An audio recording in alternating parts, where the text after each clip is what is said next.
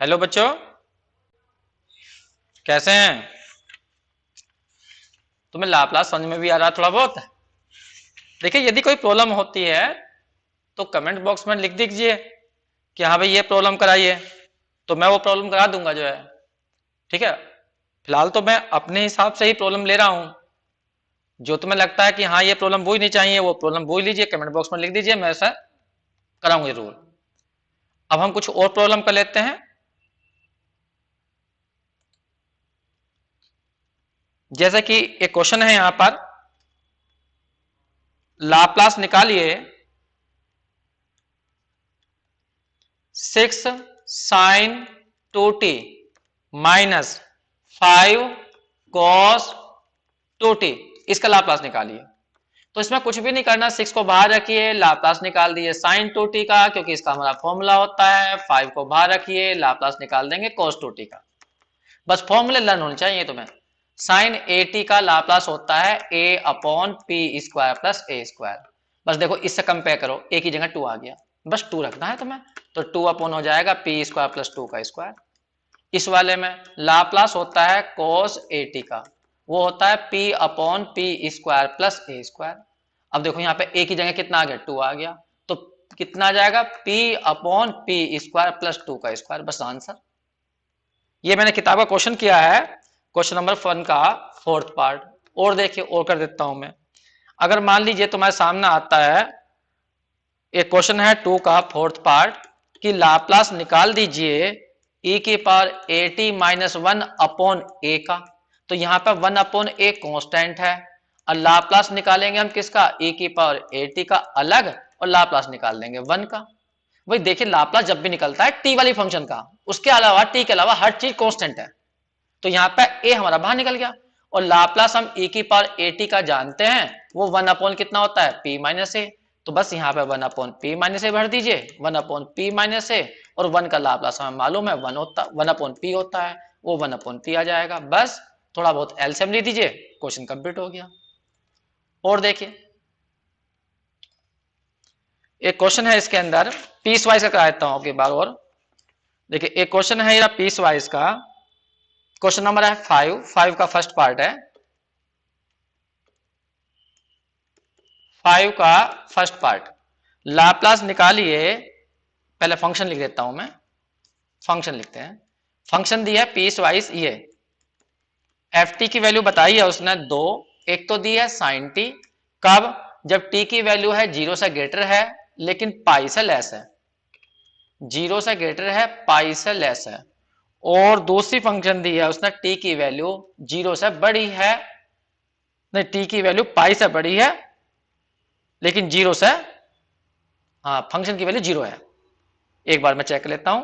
F T की value है sign T, जब टी की वैल्यू 0 से ग्रेटर है लेकिन पाई से कम है, और दूसरी वैल्यू है 0 जब टी की वैल्यू पाई से ग्रेटर है। ये हमें फंक्शन दी है। देखिए, वैसे तो तुम कर्व जानते ही हो, साइन टी का कर्व तो इस टाइप से होता है, ऐसे चलेगा, इस तरह से चलेगा, इस तरह से। तो यहाँ पे 0 होता है, टी की वैल्यू यहाँ पर होती है पाई बाय 2, यहाँ पर होती है पाई। तो 0 से पाई के बीच में तो बस यहाँ तक का कर्व लेना। मैं रेड कर देता हूं, 0 से बी पाई के बीच में है ना पहला वाला कर्व, तो केवल इतना कर्व है, इतना कर्व 0 से पाई। और उसके बाद में जब टी की वैल्यू पाई से ग्रेटर है तो फिर एफ टी इक्वल टू 0 है। कल भी पहले भी मैंने बताया था, एफ टी बराबर 0 का मतलब ये, मान लो ये फंक्शन है y इक्वल टू, तो y की वैल्यू 0 का मतलब क्या होता है, एक्स एक्सिस। भाई यहाँ क्वेश्चन टी और एफ में चल रहा है, वहां क्वेश्चन हम क्या पढ़ते हैं, F x function of x, तो एक्स में और वाई में पढ़ते हैं। तो बस थोड़ी देर के लिए मान लीजिए, सपोज करिए यहां पर हमारी ये टी फंक्शन है, इधर टी है, ये एक्स, और ये हमारी एफ टी है। तो टी की वैल्यू क्या बताई उसने, यहां से लो, यहां पे लो 0, यहां पे ले लो मान लो पाई, तो टी 0 से लेकर पाई के बीच में साइन कर्व है, तो साइन कर्व 0 के बीच में ऐसा होता है, 0 पाई के बीच में। फिर उसके बाद में बता दिया एफ टी की वैल्यू 0 है, जब टी की वैल्यू पाई से ग्रेटर लोगे, इधर लोगे, इधर को, इधर की ओर, तो फंक्शन की वैल्यू क्या आ रही है, 0। इसका मतलब ये वाई एक्स, वो सही एक्स एक्सिस जा रही है, ये वाली लाइन, ये वाली लाइन। तो कर्व इस टाइप का है इसके अंदर जो है।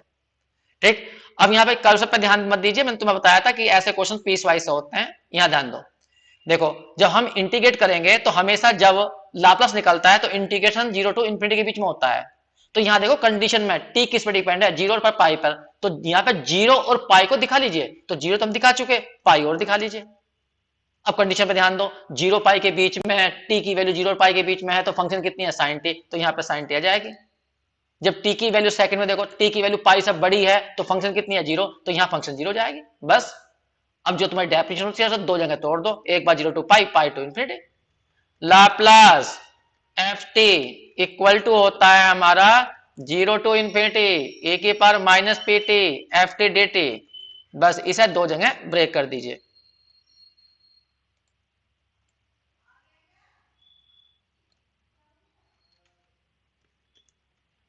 एक बार 0 टू पाई और एक बार पाई टू इन्फिनिटी, ए की पावर माइनस पी टी, इस केस में आ जाएगा एफ टी की value sine T D T, अब प्लस ए की पावर माइनस पी टी, इस केस में हो जाएगी एफ टी की वैल्यू 0। तो सेकंड इंटीग्रल 0 हो जाएगा, हमारी लिमिट बचेगी 0 टू पाई ए की पावर माइनस पी टी और यहाँ पे साइन टी डी टी। ये रहा सेकंड वाला इंटीग्रल 0 हो गया। अब इसे इंटीग्रेट करना है, तो देखिए इसके इंटीग्रेशन के लिए 12th में एक फॉर्मूला हुआ करता है, वो लिख देता हूं मैं डायरेक्ट। कभी भी ऐसा क्वेश्चन आ जाए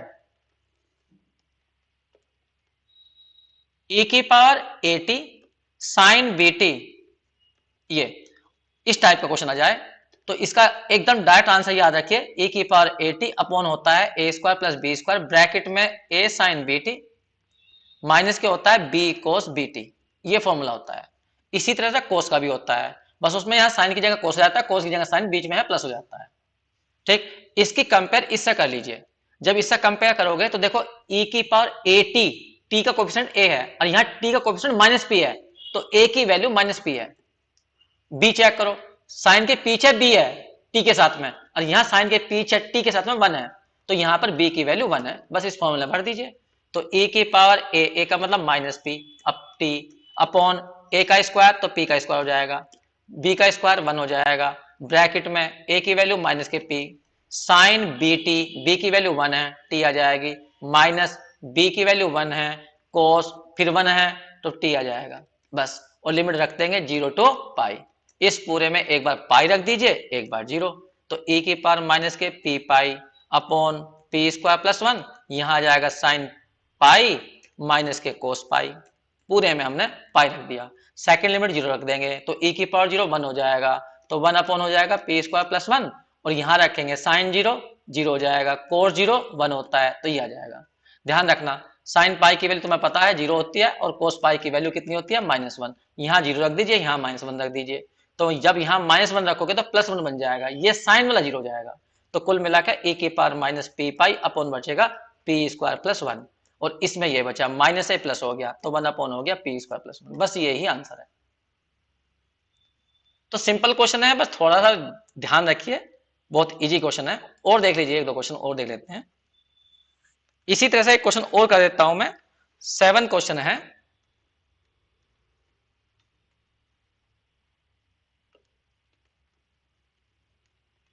क्वेश्चन नंबर 7,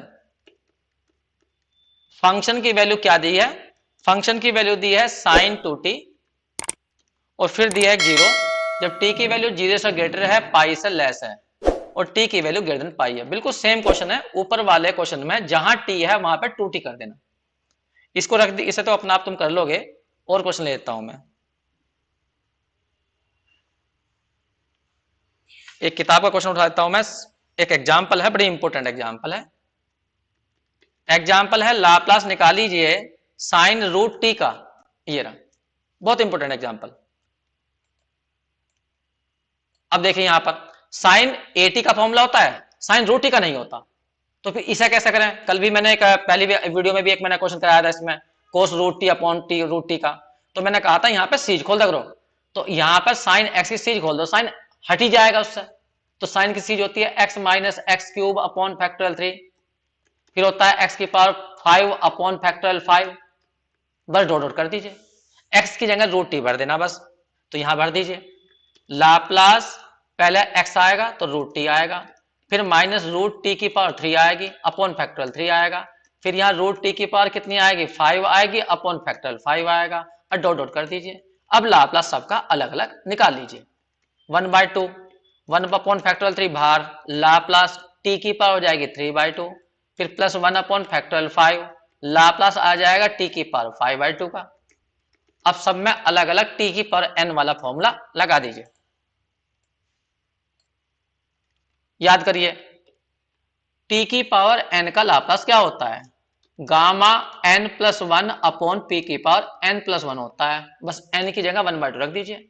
तो जब यहां रखोगे तो गामा आ जाएगा 1/2 + 1 तो 3/2 आ जाएगा, अपॉन में आ जाएगा पी की पावर 3/2, फिर -1 अपॉन फैक्टोरियल 3। फिर यहाँ देखो n की जगह 3/2 है तो 3/2 + 1 तो गामा 5/2 बन जाएगा। नीचे पी की पावर क्या बन जाएगी, 5/2 बन जाएगी। इसी तरह से यहाँ पे करते जाइए, n की जगह है 5/2 तो 5/2 + 1 गामा 7/2 हो जाएगा, अपॉन में पी की पावर 7/2 हो जाएगी। अब इन्हें एक्सपेंड कर लीजिए, जरा गामा 3/2 है, एक कम करो तो 1/2 बाहर आएगा, गामा 1/2, और गामा 1/2 की वैल्यू कितनी होती है, √π, तो यहाँ √π आ जाएगा। इसी तरह से गामा 5/2 खोल दीजिए, एक कम करो तो 3/2 आएगा और गामा 3/2 आएगा, और गामा 3/2 की वैल्यू तुमने ऊपर निकाल रखी है, ये रही, तो 1/2 √π। तो इस तरह से और भी एक्सपेंड कर सकते हो तुम, इतना जरूरी नहीं है, इतने से काम चल जाएगा हमारा। तो गामा 3/2 की वैल्यू आई है 1/2 √π, तो 2 को नीचे ले लेता हूं मैं, √π ऊपर, √π ऊपर, 2 नीचे आ गया, टी की पावर 3/2, -1 अपॉन फैक्टोरियल 3 है, गामा 5/2 की वैल्यू बैठी 3/4, ये 3/4 है, √π, तो 3 ऊपर है, √π और अपॉन में 4 नीचे आ गया, और पी की पावर कितनी है 5/2,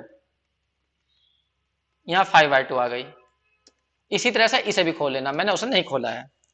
अब इसको तुम चाहो तो यहाँ पर थोड़ा सा एडजस्ट करके यहाँ पे सीज बन जाएगी, अगर थोड़ा सा एडजस्ट करो, जैसे ऊपर में से √π पूरे में से कॉमन जाएगा, और देखो नीचे से 2 भी कॉमन जाएगा, और p की पावर 3/2 है तो p की पावर 3/2 भी कॉमन ले लीजिए, 3/2। अब यहाँ क्या क्या बचेगा, पहली टर्म में देखो √π कॉमन लिया, 2 भी कॉमन लिया, ये सारे कॉमन ले लिया, 1 आ गया।